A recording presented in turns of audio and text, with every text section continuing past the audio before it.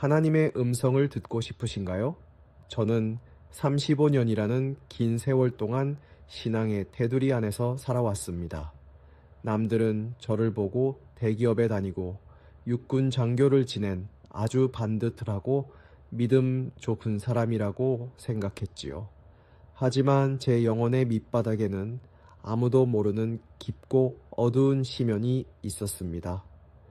겉으로는 성경책을 들고 예배당에 앉아 있었지만 사실 저는 예수님을 깊이 만나기 전에 귀신을 먼저 만났고 그 지독한 그림자에 붙들려 십수년을 고생했던 사람이거든요.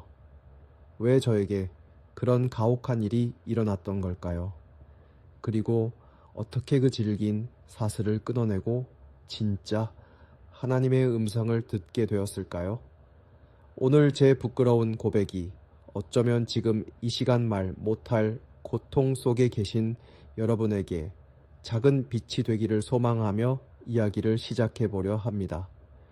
제 인생이 송두리째 무너지기 시작한 건 유난히도 추웠던 그해 초겨울이었습니다.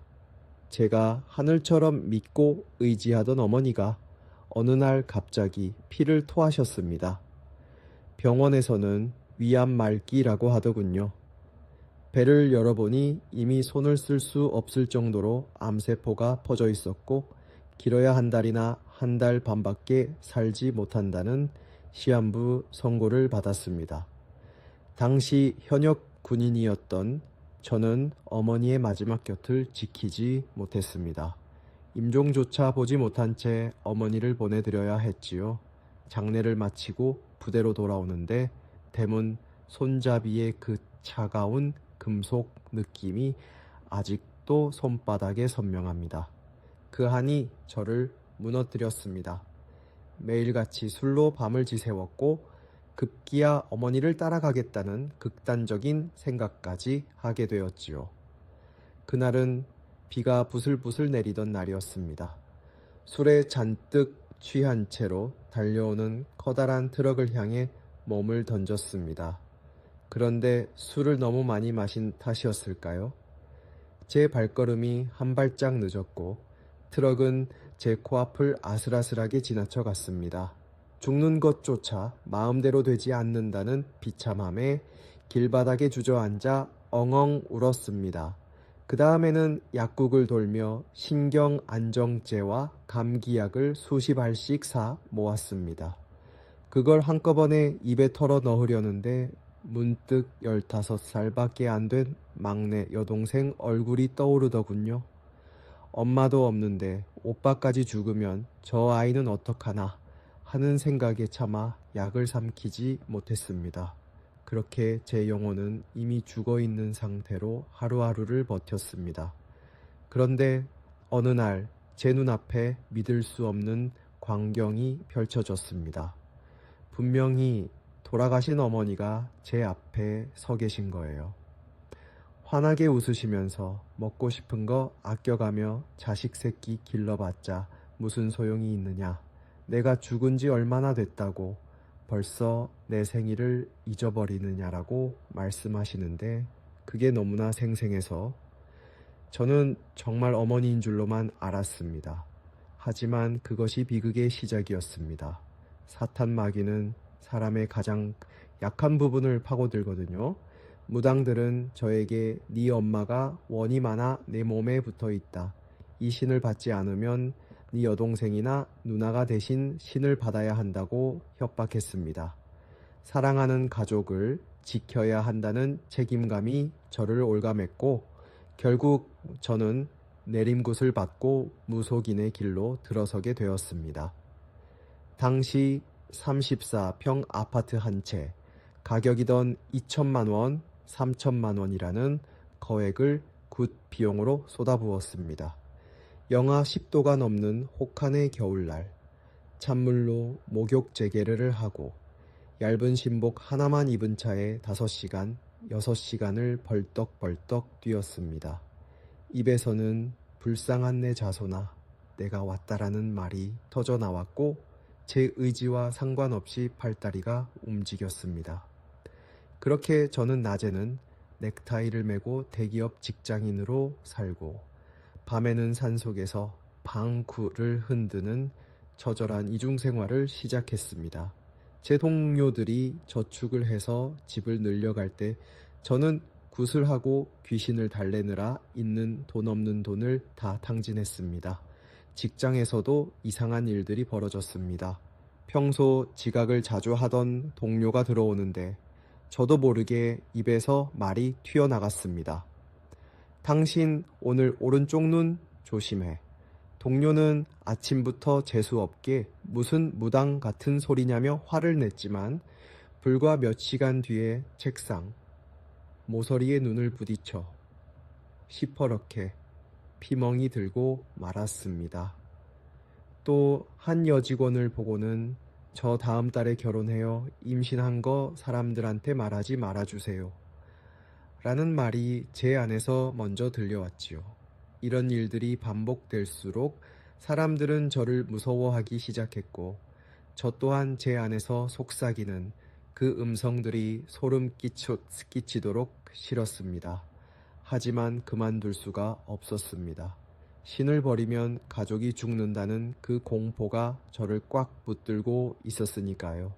기도도 할 수 없었습니다. 사실 하나님이 싫었습니다. 예배당에 앉아 있어도 눈물 대신 분노가 차올랐고 찬송가 가사 하나하나가 거짓말처럼 느껴졌습니다. 나를 사랑하신다면서 왜 내 삶을 이 모양으로 만드셨습니까? 하고 대들고 싶었습니다. 밤마다 산에 올라가 기도를 할 때면 강도나 짐승보다 사람이 더 무서웠습니다. 그래서 집에서 키우던 강아지를 데리고 산에 올랐지요. 제가 눈을 감고 빌고 있을 때 누가 머리를 내려치면 끝이니까요. 강아지를 옆에 묶어두고 산신령을 찾으며 빌고 있으면 제 인생이 너무나 가련해서 눈물이 났습니다. 대한민국 육군 장교까지 한 놈이 왜 이러고 살아야 하나 싶어 원통했습니다.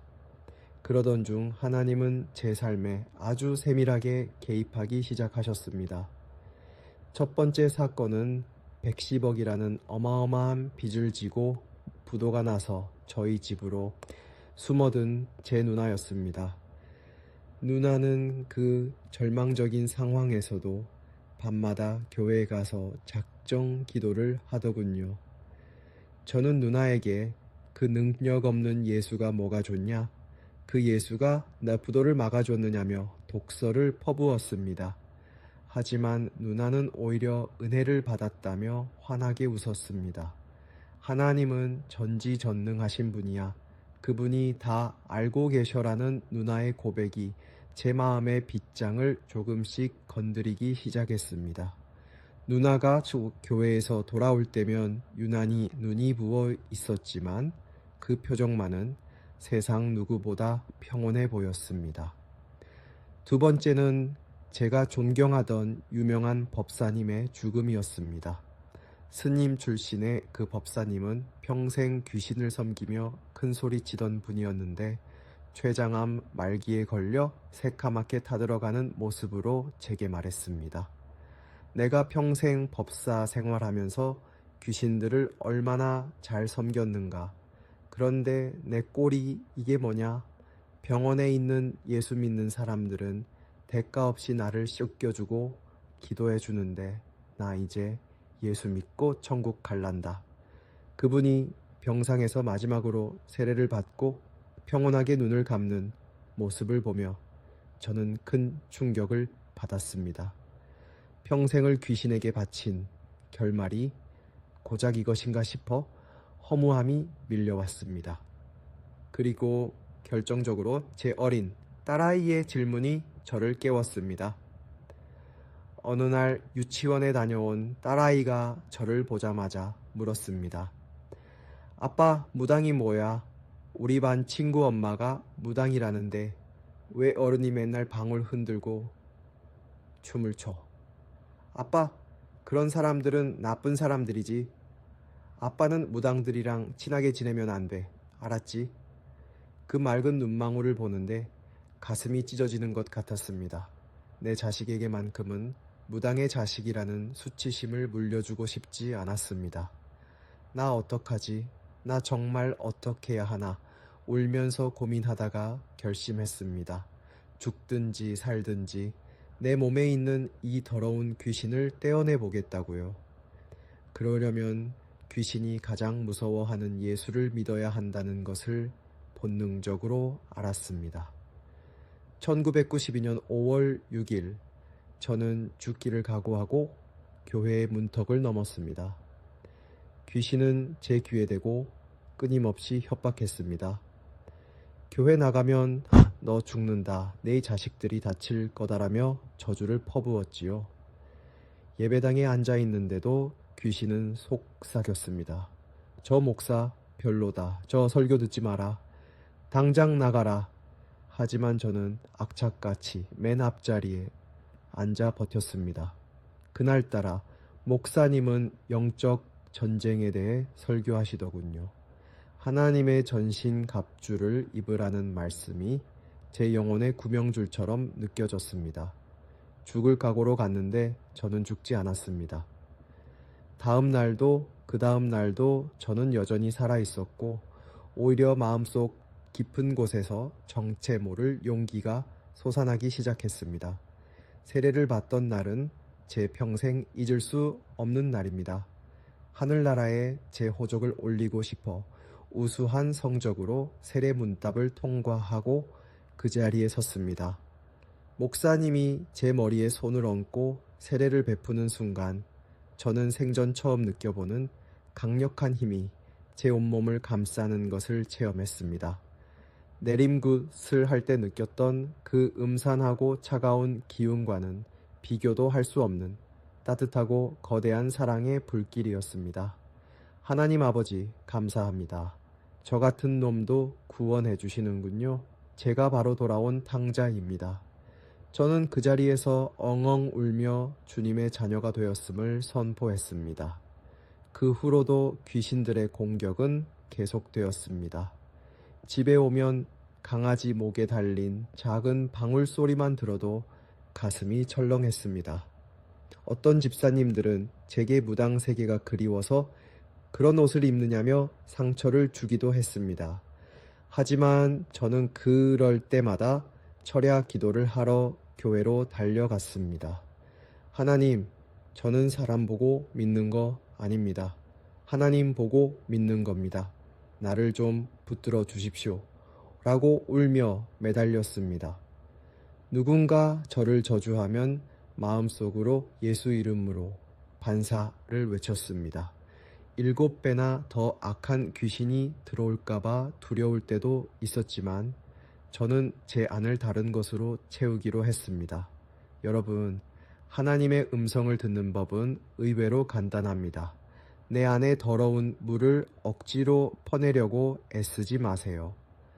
더러운 웅덩이를 깨끗하게 만드는 방법은 바가지를 들고 물을 퍼내는 것이 아니라 깨끗한 샘물을 쉼없이 계속 부어주는 것입니다. 그러면 바닥에 가라앉아 있던 찌꺼기와 먼지들이 물의 압력에 밀려 저절로 밖으로 떠밀려 나가게 됩니다. 제가 그랬던 것처럼 말이지요. 날마다 예배드리고 말씀을 읽고 기도하며 주님이라는 샘물로 제 안을 가득 채우니 10수년 동안 저를 괴롭히던 귀신들은 소리 없이 다 떠나갔습니다. 사탄은 여러분에게 공포와 불안을 주지만 하나님은 여러분에게 평안과 자유를 주십니다. 지금 제 나이가 60대 중후반이 되었습니다. 수많은 무당이 저에게 3년 안에 피똥 싸고 죽을 것이라 저주했지만 저는 보란듯이 30해가 넘도록 건강하게 하나님의 도구로 살고 있습니다. 축복은 문제가 마법처럼 사라지는 게 아니라 어떤 문제 속에서도 흔들리지 않는 평안이 오는 것이라는 사실을 이제 알 것 같습니다. 하나님은 제 사업의 성공보다 제 마음의 회복을 더 원하셨던 분이셨습니다. 인생의 벼랑 끝에 서 있다고 느껴지시나요? 아무리 기도해도 하나님의 침묵만 느껴져서 답답하신가요? 그 마음이 얼마나 외롭고 무거우셨을지 제가 감히 압니다. 하지만 기억하십시오. 하나님은 해결보다 먼저 여러분의 마음을 살려주시는 분입니다. 믿음이 없어서 힘든 게 아닙니다. 너무 오래 혼자 짐을 지고 참아 오셨기 때문입니다. 이제는 그 무거운 짐을 주님 앞에 다 내려놓으셔도 됩니다. 하나님, 저 너무 힘듭니다. 저 좀 도와주세요. 라는 그 짧은 탄식마저도 하나님은 귀하게 들으십니다. 여러분이 지금 겪고 있는 그 고난은 결코 여러분의 잘못이 아닙니다. 하나님은 그 아픔의 틈 사이로 자신의 사랑을 흘려보내길 원하십니다. 여러분은 오늘 어떤 말이 가장 가슴에 깊이 남으셨나요? 혹시 신앙생활을 오래 했음에도 여전히 채워지지 않는 갈증 때문에 괴로워하고 계시지는 않나요? 지금 여러분에게 필요한 것은 당장의 기적일까요? 아니면 주님이 주시는 고요한 평안일까요? 괜찮으시다면 댓글로 여러분의 마음을 한 줄만 남겨주십시오. 제가 여러분의 이야기를 소중히 읽고 함께 마음을 다해 기도하겠습니다. 여러분의 이 정직한 고백이 또 다른 누군가에게는 다시 일어설 생명의 줄기가 될 수 있습니다. 구독과 좋아요는 이런 따뜻한 위로의 이야기가 더 많은 사람에게 닿는 소중한 길이 됩니다. 오늘도 하나님의 세밀한 음성 안에서 참된 안식을 누리시길 축복합니다. 고맙습니다.